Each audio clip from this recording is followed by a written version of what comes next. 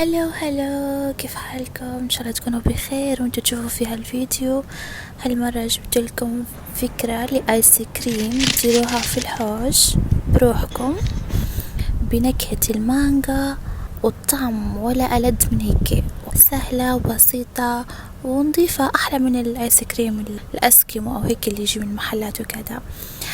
كل اللي نحتاجه مانجا 3-4 حبات من المانجا حسب الكمية اللي عندكم، وقوالب آيس كريم.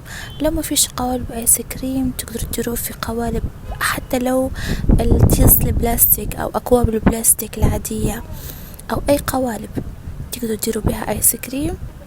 قشرت أنا المانجا قدامكم بالطريقة هذه، وحطيت حبات المانجا في الخلاط الكهربائي، ضفت لها 3-4 كوشيك سكر، وطبعا السكر حسب الرغبة، ومعاها مكعبات تلج، ضفت لها 4-5 مكعبات تلج وضربتهم في الخلاط.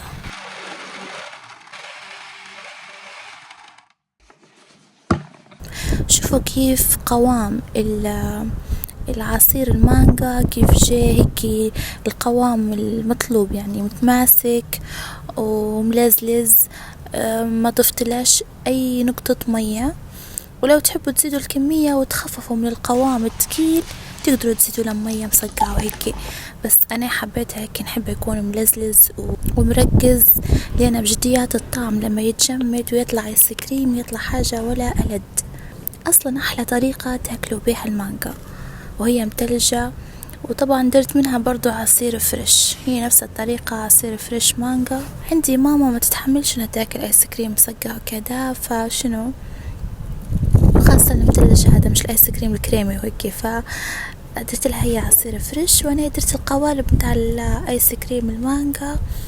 بجديات طعم لذيذ ولا خيال، احلى حتى من ترند شوكولاتة دبي.